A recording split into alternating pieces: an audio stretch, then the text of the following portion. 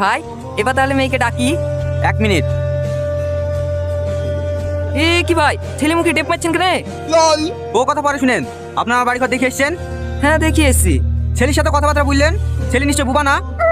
না না, বুবা কেন হইতে যাবে? ব্যাস, তাহলে এবার মেয়েকে ডাকেন। আমাদের পছন্দ হলে একবার বিয়ের দিনখান ঠিক করে আশীর্বাদ করে বাড়ি যাবো। এই সোহেল, জাবড়ি খেলে আসতে বল। ঠিক আছে বড়াব্বা। বস মা বস। নাম কি মা? Angel Tuhina queen. ফেসবুকের নাম না মা, আধার কার্ডের নাম বলো। তুহিনা খাতুন। বাহ, খুব ভালো নাম। ভাই, মেয়ে আমাদের খুব পছন্দ। আপনাদের যদি এই বিয়েতে মত থাকে তাহলে আজকে আশীর্বাদ করে যাবো। কি বলছেন বলেন? আমার আবার আমাদের কি আছে, শুভ কাজে বেশি দেরি না করাই ভালো।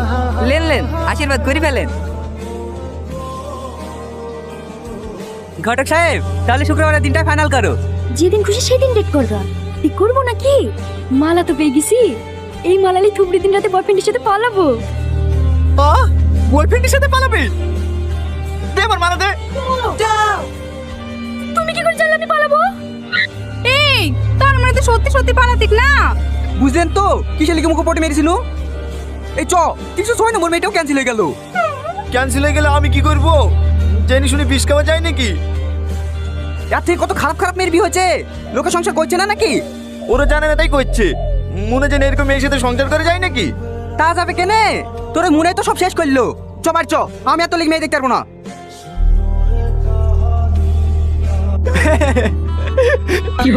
চলো, এমনিতে আমার বিয়ে হয়েছে না, আর তুমি দাঁত কালাইছো। লেলে আর হাসছিনি। শালা যিনি এমন বর দিল, শেষ পর্যন্ত মেয়ে খুঁজেই পাচ্ছিনি। দেখ, তোর হাসির আমার ভালো লাগছে না। এমনিতে আপা তবা করে ফেলিছে। আমার লেগের প্রথম মেয়ে দেখতে যাবে না। তুই কি আমার ব্যবস্থা করবি, নাকি এইভাবে সারা জীবন আইবুড়ো হয়ে থাকতে হবে? আরে না না, আই বড় হয়ে থাকবি কেনে? চ, আমার গার্লফ্রেন্ডের একটা বান্ধবী আছে, হেব্বি দেখতে। ওর সাথেই তো সেটিং করে দেবো। সালমাকে ফোন করে বলে দিই ওর বান্ধবীকে সিদ্ধির সঙ্গে করে নিয়ে আসতে। হ্যালো, কি করছে জান? এই তো বসে বসে তোমার কথাই ভাবছিলাম। ভালো আছো? এই সাথী, এই দে এই ছেলেটা।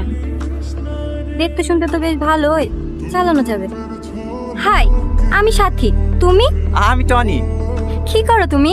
আপনার সাথে মাঠে চাষবাস করি। ঠিকই ধরেছি, আসলেই গরিব। শপিং করার লাগি, সিনেমা দেখার লাগি বড় লোক বয়ফ্রেন্ড তো আছে।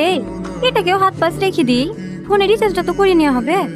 হ্যাঁ, আমাকে তুই ফোনে রিচার্জ করে নিবা? কই না তো, কে বললো তোমাকে? এই আবার শুরু করে দিয়েছি। না রে, ও এক্ষুনি মনে মনে বললো ওর বড় লোক বয়ফ্রেন্ড আছে, আমাকে হাত পাশ রাখবে। এই খাসি আবার মনের কথা শুনতে পায় নাকি? হ্যাঁ শুনতে পাই।